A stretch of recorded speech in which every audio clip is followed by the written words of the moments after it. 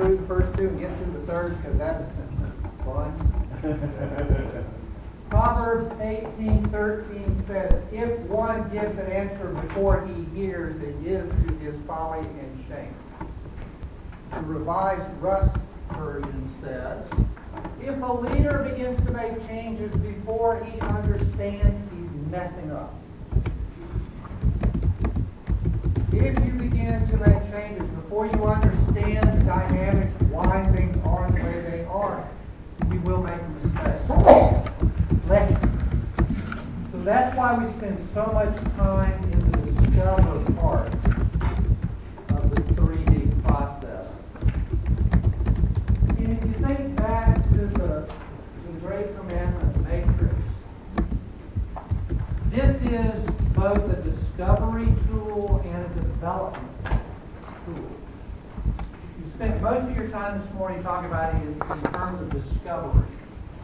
Brian just began to move you into the development. So discovering is understanding where you are, and then the develop is how do we get from where we are to where we want to be, which is Christ-centered.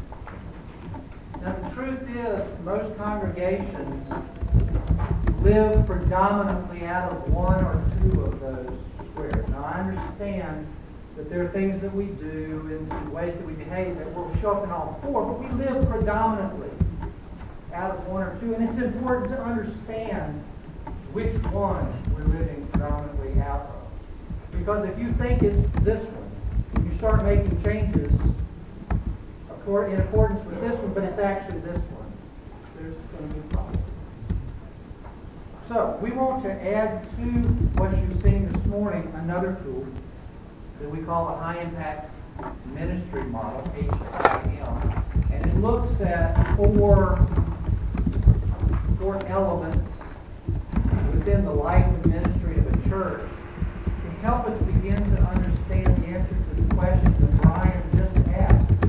What is it that causes us to live predominantly out of one of these quadrants? And what is it that keeps us in that quadrant?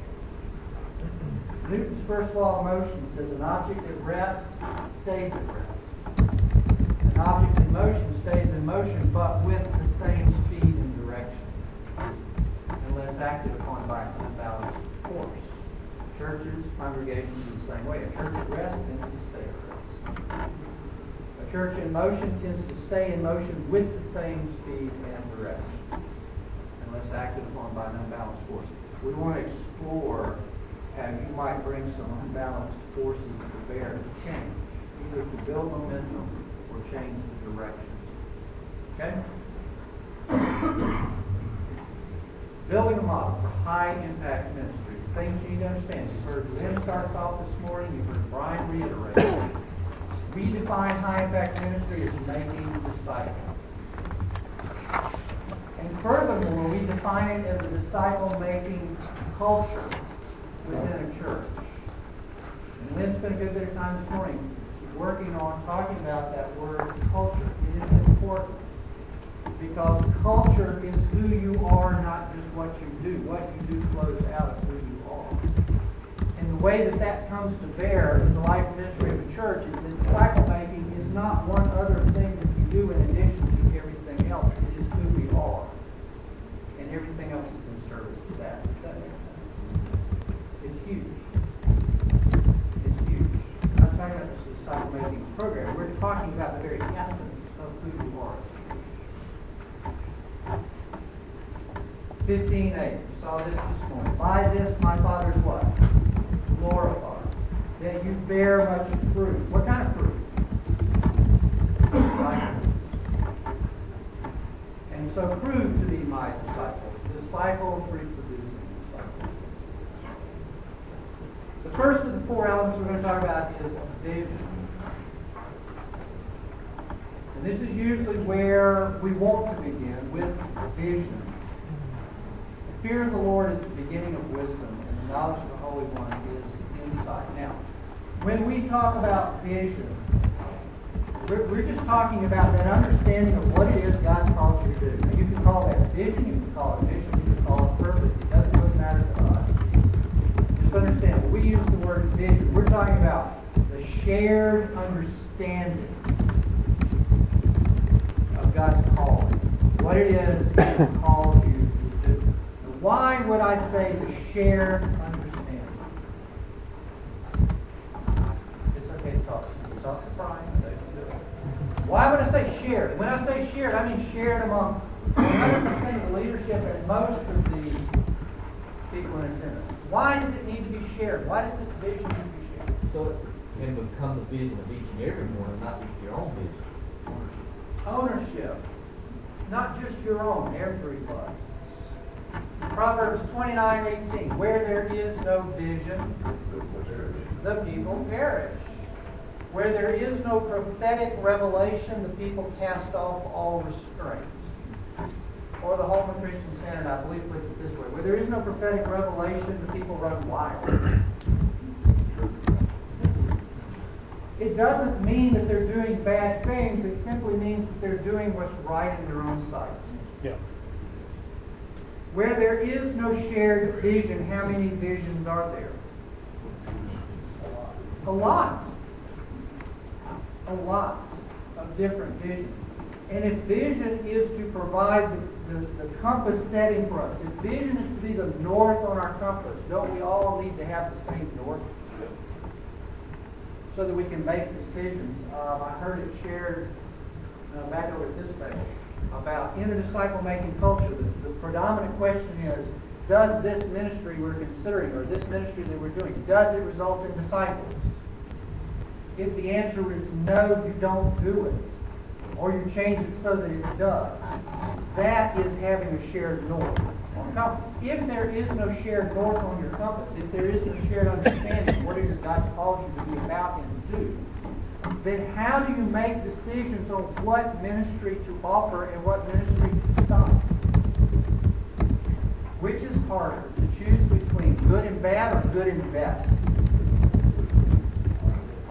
Always. Always. Nobody argues with you about good and bad, but they will argue all day long on good and best. And what determines best is what it is God's calling you to do. Provision. Vision is important. A sense of calling of God. And we use this verse here. The fear of the Lord is the beginning of wisdom, and the knowledge of the Holy One is insight. The reason that we tie that to vision is because what passes for vision in most churches is man-made, not God-inspired.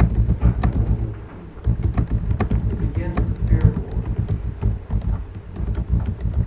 And while we're on the subject of vision, it's a pretty good one. You've already heard it. Go therefore and make disciples of all nations, teaching them to observe all that I have commanded you. Brian did a great job walking through that. So we won't belabor that point other than to say, if you have a vision that reflects anything other than this, do not expect to see a disciple-making culture emerge. It doesn't have to be this exact wording, but if it does not reflect what this says, it's not likely that you're going to see a disciple-making culture.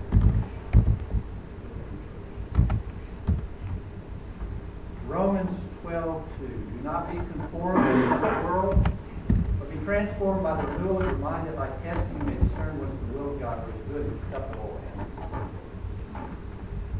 What is the goal of a disciple-making culture? Lives that have been transformed. Now, as you think about the Great Commandment matrix, as you think about the behaviors within a congregation, what do they more reflect? A life transformed or a life more conformed?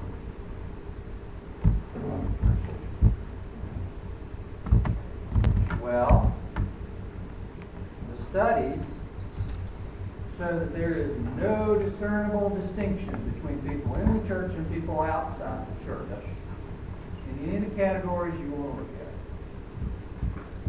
There is no discernible difference in the way people think and behave within the church than the way people think and behave outside. What does that tell us?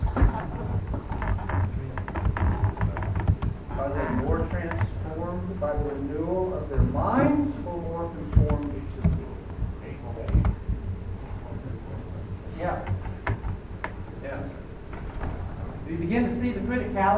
creating a disciple-making culture? Just what is at stake in this? Romans 12:2 points us to the second element that we want to talk about, and that would be value.